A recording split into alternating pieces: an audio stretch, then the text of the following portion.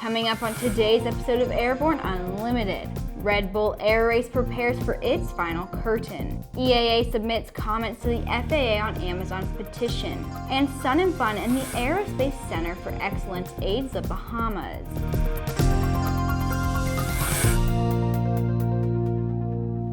Happy Friday and welcome to the show. I'm your host, Sophie Hurlock. The Red Bull Air Race series is drawing to a close, with the final race set for this weekend in Chiba, Japan.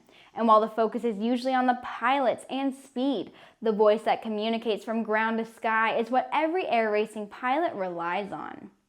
For the master class pilots in the Red Bull Air Race World Championship, Jim DiMatteo is that voice. A decorated former Top Gun commander, he has been the race director since 2007. Jimmy is exactly the person I trust, capable to help in any situation, comments reigning world champion Martin Shanka. For the Challenger class, the voice on the radio is former Red Bull Air Race winner Steve Jones. The second competition category's race director, he works with the pilots from the moment they join a training camp. Knowing them from the beginning helps me see through their eyes. I try to put myself in their place and give them whatever information will assist them to fly safely, explains Jones, who also flies calibration flights at the events, enabling him to provide first-hand tips on weather and the race track. Around the Patch is coming up right after these messages.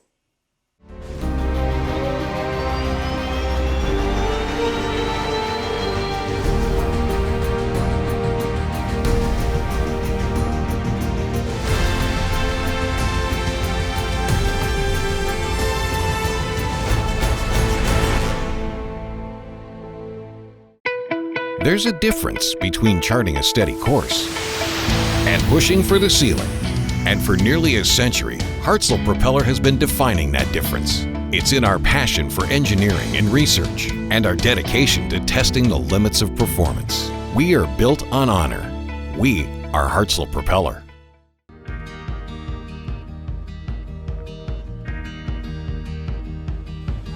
Today is a new dawn.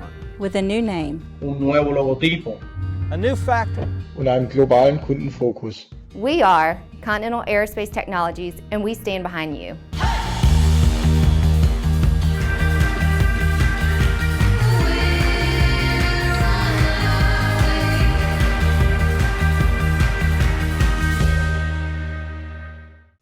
Welcome back. It's time for today's trip around the patch. We'll be taking a quick look at some interesting news flying out of the aviation industry.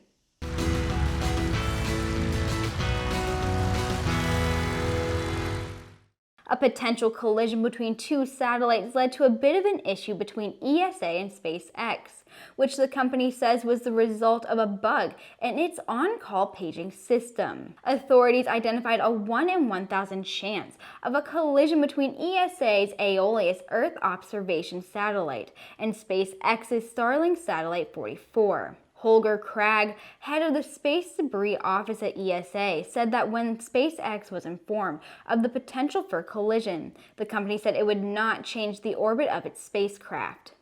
The Texas chapter of the Antique Airplane Association announced it will hold its 57th annual fly-in October 11th through the 12th at Gainesville Municipal Airport. Joel Meaner, the fly-in chairman, said the goal of the fly-in is to keep these flying classics in the public eye, and the entire chapter works hard each year to provide a fun event for people of all ages. The SpaceX cargo Dragon capsule that splashed down in the Atlantic Ocean last week became the first such vehicle to complete 3 round trips to the ISS. The spacecraft returned with nearly 2,700 pounds of materials and results from experiments carried out on the ISS. SpaceX has a contract with NASA to ferry supplies and critical equipment to the orbiting outpost, and when possible, SpaceX refurbishes the cargo capsules and flies them again. De Havilland Aircraft of Canada will be prominent at the Regional Airline Association 44th Annual Convention showcasing its Dash 8400 aircraft. De Havilland Canada recently delivered the 600th Dash 8400 produced at the company's Toronto facility. The milestone delivery underscores the aircraft's reputation as a network builder for airlines on the strength of its short takeoff and landing capabilities and efficient regional operations. The rest of your Airborne Unlimited is coming up right after these messages. There's never been a better time to become a pilot. At the Sling Pilot Academy, you can get your private, commercial, and instrument ratings in 9 months for less than $63,000 and do it in modern, fun airplanes. Your flight training is going to be as exciting as your future career as an airline pilot. SlingPilotAcademy.com. Sandia introduces the new SAI 340 Quattro TSO'd airspeed, attitude, altitude, and slip. With integral backup battery, safety never looked so good. See it now at www.sandia.aero. Safety for manned aircraft, not commercial expediency, must be the priority for federal air regulators as they consider an exemption application by Amazon regarding package deliveries by UAS, noted the EAA in formal comments to the FAA.